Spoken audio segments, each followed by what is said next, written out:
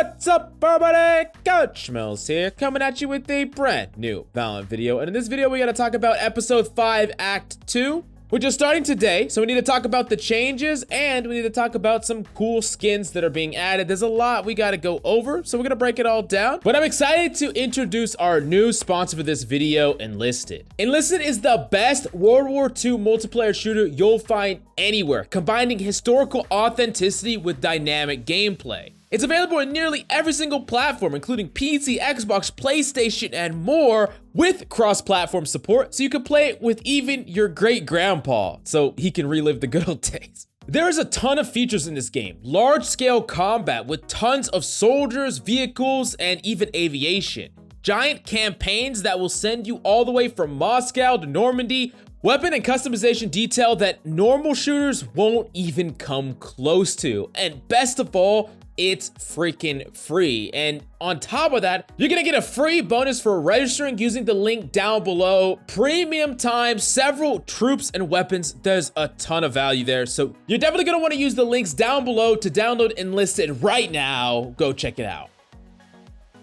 Now, the first thing that we got to talk about is the fact that there are no agent changes or balance changes in this patch. This makes a lot of sense, mainly because Champions is coming just around the corner. It starts very, very soon, starting the 1st, which you should definitely tune into because it's going to be incredibly exciting. Support your favorite teams, support your region, and just watch some of the best Valorant play, period. And number one, it doesn't make sense to make any changes to put us on a different patch than what the pros are playing on, because then it just feels really weird if they're playing a very meta character that is not meta in the game currently, or we're using a crazy ability or a crazy new change that the pros aren't using and we're watching them. It just doesn't really line up. And two, there hasn't been a lot of data to basically know how the changes that we've already had have affected the game, right? Chamber got changed in a pretty big way. Phoenix got changed. Neon got changed. There's a lot of characters that could move around a lot, and we've seen in the past that it takes a while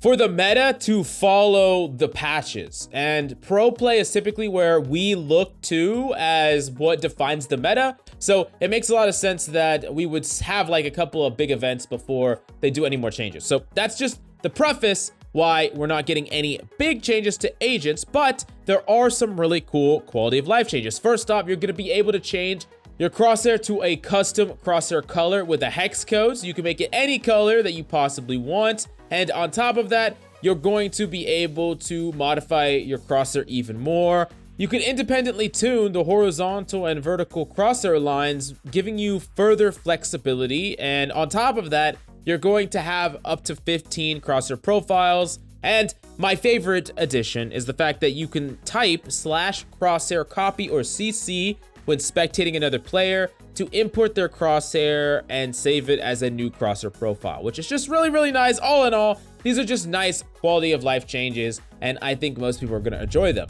Now, that's not to say that there's nothing new in Act 2, because there's a lot. First off, there's the Champions bundle. We went over it before, showcasing the freaking insane Champions weapon. You get 5 kills, it morphs and changes, and of course, 50% of the proceeds of that weapon are going to be spread among the organizations that participate in Champions. So, you know, you can further support the pro scene, get a really sick gun while you're at it. And also, I would love to see the ability for guns to change as you get kills in the future. I think that's an interesting concept. I would love a like melee weapon that acts like Kisame's sword. For those of you who know, you know. I think that'd be really fucking cool. As you get more kills, it like, you know, moves and, you know, evolves or whatever the case may be. Something cool like that. I don't know. Definitely let me know what kind of skins you want to see in the future. But speaking of skins, there's also leaked Battle Pass skins. First is the Immortal Skyline. Then there's the new Battle Pass Melee. I'm getting kind of Majora's Mask vibes from this, but it just looks pretty cool, honestly, for a Battle Pass.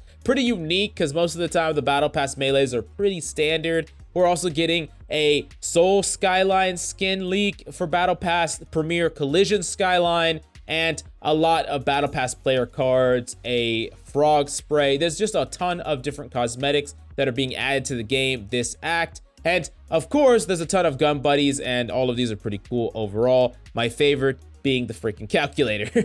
Now, there are several big things that we know are coming, but that are not quite in this patch yet, but they probably will be down the line, especially after Champions is over. That's when we're going to see the biggest amount of changes between the end of Champions and the start of the franchise league. And of course, those things include a tournament system. Those things also include adding that new game mode that we already spoiled, which is an ability team deathmatch, and that sounds just pretty cool.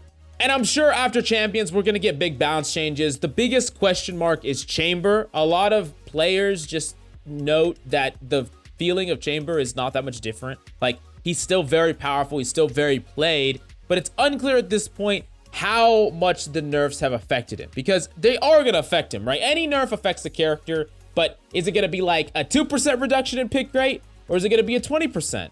I mean, even 20% is really a drop in the bucket when you consider at the last event, Chamber had like close to an 80% pick rate. He would still be far and away the most picked character. So, you know, you got to put things a little bit in perspective.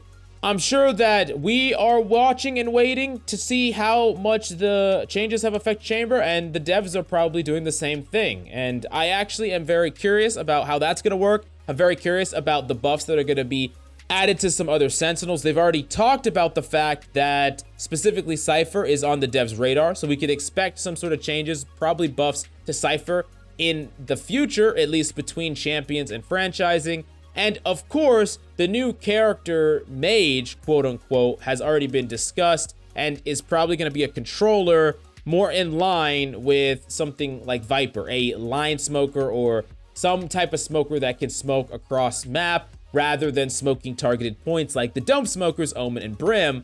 But for now, we're given a cool-off period of changes. We're given some time to adjust. We're given some cool cosmetics, and we're getting a lot of leaks to future changes. Let me know how you feel about this patch. Are you a little disappointed that there's not a ton in this patch? Or are you fine because you feel like there have been so many new additions and changes that you're fine with them taking some time off and you're just gonna enjoy Champions and watch some pros battle out? Let me know how you feel about all that down below, and don't miss out on getting enlisted, the best World War II military shooter, period. Best of all, it's free to play and you get a bonus pack if you use the links right now. Go download it down below.